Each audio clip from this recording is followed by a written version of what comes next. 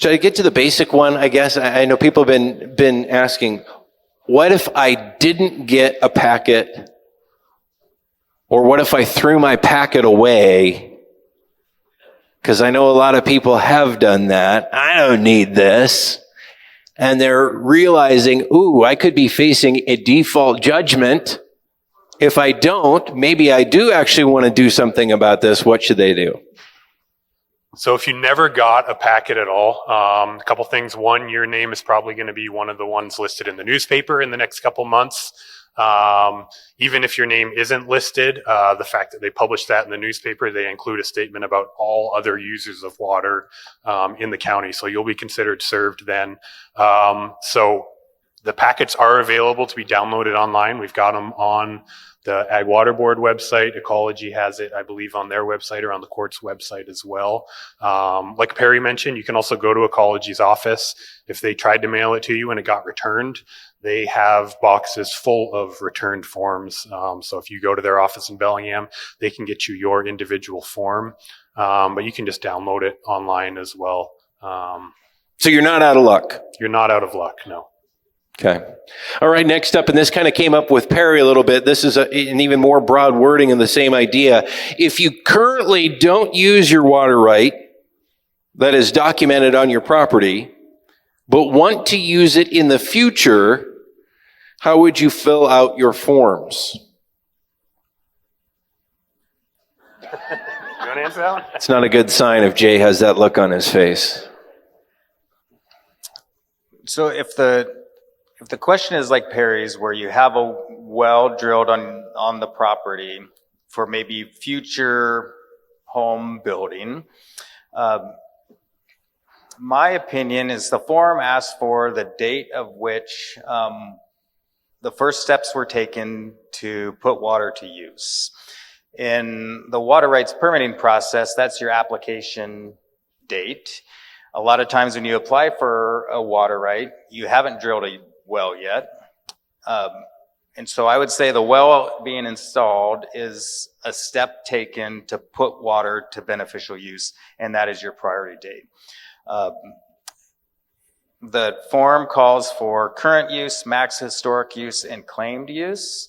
I think if you haven't started using the water yet, you can claim zero, or sorry, you can put 0 for current use, you can put 0 for max historical use, and you can claim your future use, right? This thing is going to go on for 30 years, 40 years, who knows? And in that time frame, you may build your house, start using that water, and you might get to that claimed use, right?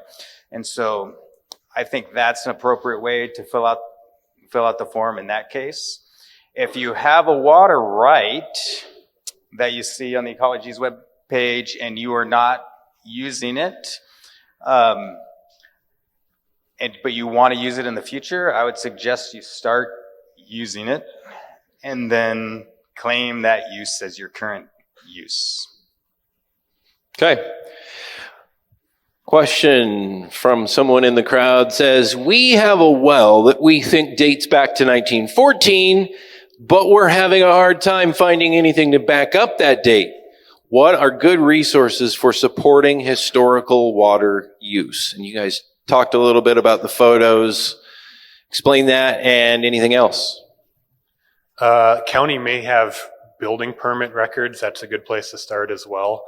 Like Jay mentioned, the only thing you need for your priority date is when you first took steps to use water. So in a lot of cases, the date that a building permit was filed for a home would be eligible to be used as a priority date for your water rights. So that might be another avenue you could try. Yeah, I would say too, if you have a picture on the wall that your great-grandma took and it says, family farm 1914, that's evidence that you can submit in the adjudication to support that 1914 date. You don't have to have a well log. There isn't a well log for a well that was drilled in 1914. If you're using a well that was drilled yesterday, but the water use started in 1914, your date of first use is not when your current well was drilled. It's when water use on that property began. And if you have information, family information, that this homestead was settled in 1890, put that date down as your first use and gather that evidence to back up that claim during that phase of the process. All right, next up, question about shared wells, which I always think about that of like two homes using a well, but really that could be a well that's used by the home and by the barn or something too, right? Shared wells, do you fill out a claim form per well or per property? I think you were talking about that, Katie. So you'll fill out as the claimant of the property, and then you'll reference the well that you're using. So if there's two homes on that property, the form will ask you how many forms for that. This is for the domestic, commercial, or domestic use. It'll ask you how many homes, and you can have more than one well, or you can have more than one use per well. So you might claim that well for your irrigation. You might claim it also for your domestic and your permit exempt. So you could have multiple purposes per well or multiple homes per well. Yeah, Yes. The question, which sheets do you, So you received one summon packet, but you might fill out a dozen of those forms. So if you have a well for domestic use, you're also using for irrigation, that's 2 forms that you're gonna submit. You're gonna fill the whole thing out twice. If you're also using commercial, industrial, you're at 3 forms.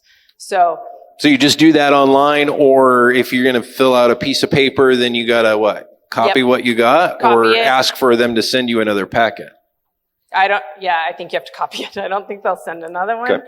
And the fillable PDFs are nice because you can go back and review it, where the guidance file, it's hard to go back at the end of the document and see what you've inputted, but the fillable PDFs are useful. I'll just add on the shared well situation. If there's 2 parcels, 2 families, 2 kind of individual entities, and they share a well, pretty common, right?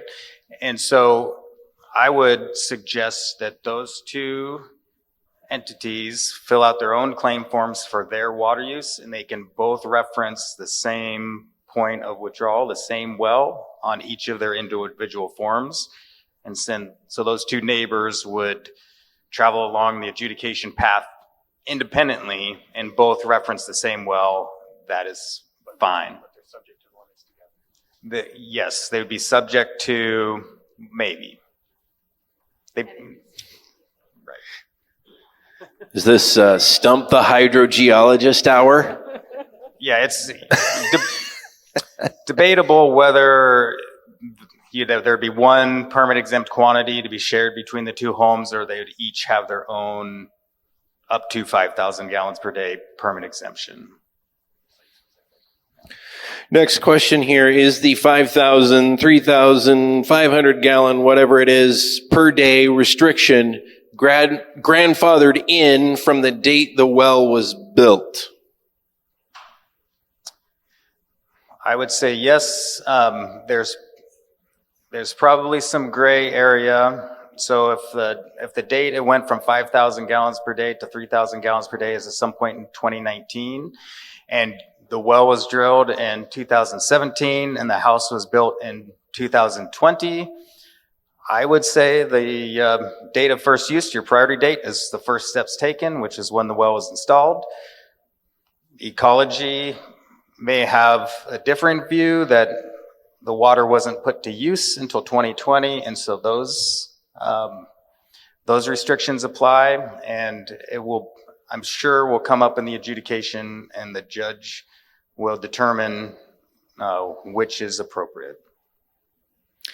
If your water right document covers more land than you own, how much water do you claim? Can you claim it all? Yes. If you use it all, you can claim it all. And your neighbor, if they think they use it all, they could claim it all. And then it's the preponderance of evidence that you submit to the court, and the judge will decide who gets what. if one person gets it all, if the other person gets it all, or each get a portion. It will be based on the evidence that is submitted. There might be enough in the water right to fully satisfy both people, or there may not be. Can we get more clarification on the commercial permit exempt 5,000 gallons per day and what that includes? Okay, so it can include a few different things. So it can include the commercial aspect if you are selling, I guess either way, but if you are growing something you sell, you have up to 5,000 gallons a day to grow that, but you do need to be selling that. So you're selling hay, you're selling dahlias, you're selling carrots, whatever it is. Then there's the commercial industrial use, like I said, for the irrigation. So if you are filling sprayers, track how many times you fill that sprayer per season. If you're using it for dust control in between berries or whatever you're growing, if you're washing equipment, so you might wash trucks once a week and you have a big fleet. Those are all quantities that are quantified under the commercial industrial that are in addition to your irrigation or your domestic. And if those exceed 5,000 gallons per day, but they're not irrigation, the limit's 5,000 gallons per day for permit exempt commercial industrial use. Is that what you're asking? Oh, yeah. So more than that, you would need a water right for that use, yes, which would be different than your water right for irrigation. This is me coming up with the additional questions here on the tail end. Yeah, you can get a water right for commercial industrial use. Okay. Yeah. On a permit exempt well,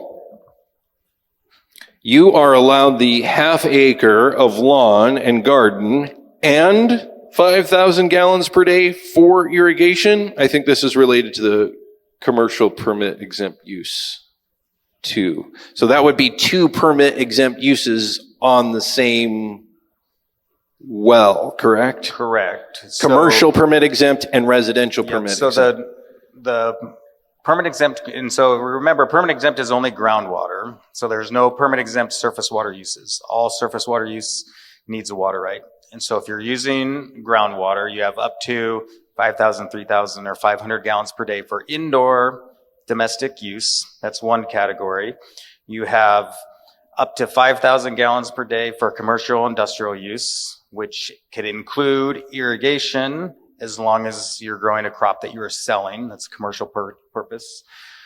And in addition to that, you have the unquantified amount to irrigate up to 1/2 acre of non-commercial lawn or garden. So your pea patch that you're growing vegetables for your family, or you're watering your lawn, that's non-commercial irrigation. It's subject to a 1/2 acre limitation, where the commercial use, which includes irrigation for a commercial crop, is 5,000 gallons per day. And then, as Fred mentioned, stock watering is unlimited. So unquantified permit exempt stock water. Clear as mud. We have a lot of questions. Kind of a scary one here. I have an unprocessed application from the 1990s. Will I get an approved water right through this process? That's the question. Yes, that's the question. I don't know. Like Ecology would say, unprocessed applications do not authorize any water use until those applications are processed and approved. So an application itself does not approve any water use. I suspect Ecology will take the position that these are not valid water rights. I would still strongly consider filing an adjudication court claim form citing any application you have as the legal basis for that water use. there's talking about collaborative solutions and negotiated settlements to an adjudication that, might happen in the future. I think those unprocessed applications that were submitted in the late 90s at Ecology's request will be a topic of those any settlement negotiations, and you want to be in the mix.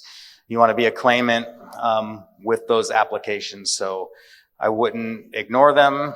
I wouldn't have really high hopes for the adjudication process to achieve any water out of those applications, but filing the court claim form would at least put you in a position to be involved if there were a settlement that involved those existing applications. One thing I would add to that as well is that there's a few situations that I've seen where folks filled out applications in the 90s because there were no claim filing windows open, but it might be worth looking to see if you have an application, but you can demonstrate water use back before 1945, then you might instead be able to file your adjudication claim based on Senate Bill 5212, which allows you to file an adjudication claim for pre-code groundwater use for irrigation, even if you don't have a water right claim previously filed for that use. So something to look into there. I think we're going to have to call it at that. We could go all day and all night with all the particulars. We've covered a lot of ground here. So thank you to all of you for sharing this evening.